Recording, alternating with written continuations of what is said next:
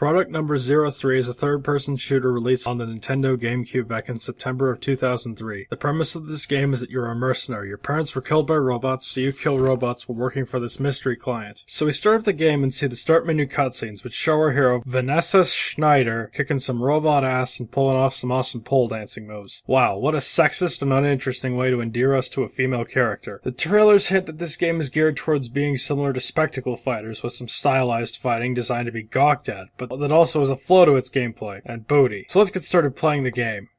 Oh my god, Metal Gear! And characterization. Ugh.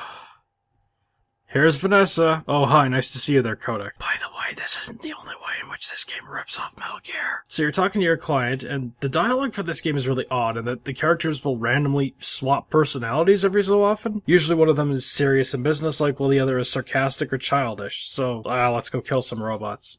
Why would you do that?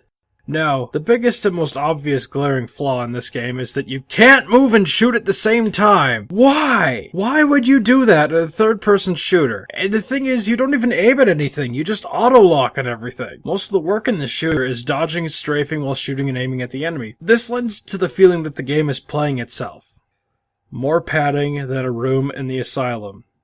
So, at the end of the first level there's a boss, which is par for the course. However, almost as soon as the battle begins, your client calls you and pulls you back, saying that you aren't powerful enough to take out this boss. Bull's fucking shit, I could have easily taken him that. Which means now I have to come back later during the third mission to kill the robot that I left behind for some reason, and they keep referring to him as a giraffe man. Why? It looks nothing like a giraffe.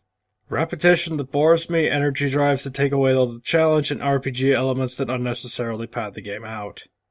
The next several missions blur together for me, so let's talk about the gameplay some more. There are enemies that have instant kill attacks even on easy difficulty, which I think is kinda nice because that even the short bus crowd can feel badly about themselves. But even from the beginning of the game you get these special attacks called energy drives, which make you invincible, and if the enemy isn't a boss, it's guaranteed to kill them, but if it's a later boss, you might need to hit him maybe twice. And another thing is that makes the game seem repetitive is the room layouts repeating themselves more often than the broken record. When you aren't doing story missions, you can either buy upgrades with points or earn even more points by doing randomly generated trial levels that can be repeated indefinitely. This element is where the grinding in this game comes in, and it's like the main mission, except the difficulty is even more patronizing. The RPG elements don't really work in this game because it's too short to really develop a character, and it feels like it's making the game longer for no real reason. The thing that's missing. This game feels like it's missing something. Oh yeah, guns. Now, there were guns in the beta of this game, but they were removed due to lack of time to finish them. Let me just repeat that. They ran out of time to put the guns into a third-person shooter, so they just left them out. God, this game's awful. So, since they don't have any guns, Vanessa does the Iron Man thing and just palm shots everything. But here's the odd thing. Since she has 2 palm blasters, why does she only use 1 at a time? Hardest boss in the game and the worst padding device in the game.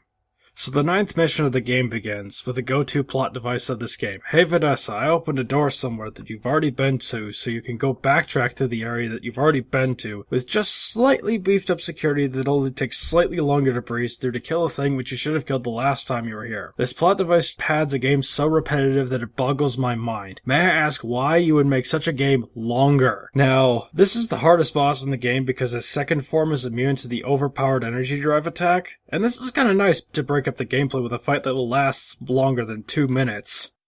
Voice acting and the first plot point so far in the game.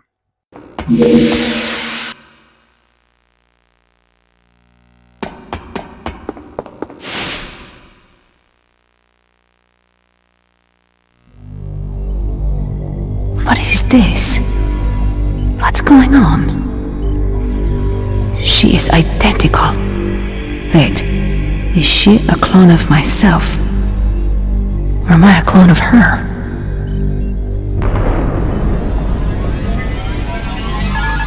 So you beat both forms of this boss, you go into the next room, and here is the first plot point in the game, and there is a clone of you in a tube. Now, that isn't the most shocking part of this cutscene. For me, that's when Vanessa speaks to us for the first time in the entire game, and for some reason her accent is Austrian. Why?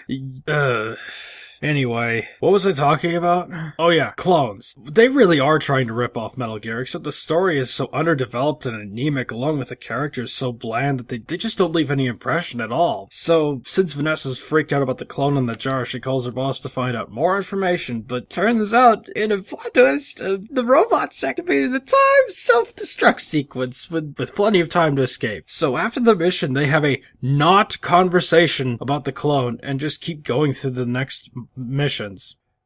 Final boss time.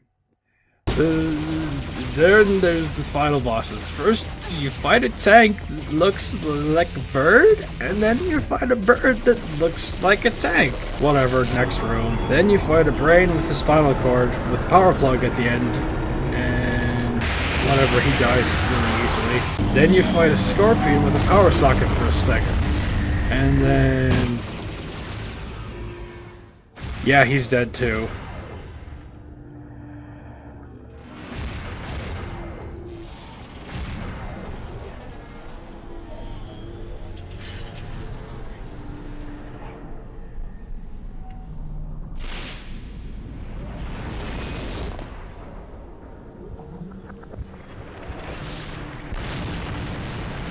Oh, snap. Fuck, this game has ingrained its skill set into me, but this room's kinda cool. Oh well, next room. The final insult. So, this is the end of the game, just watch.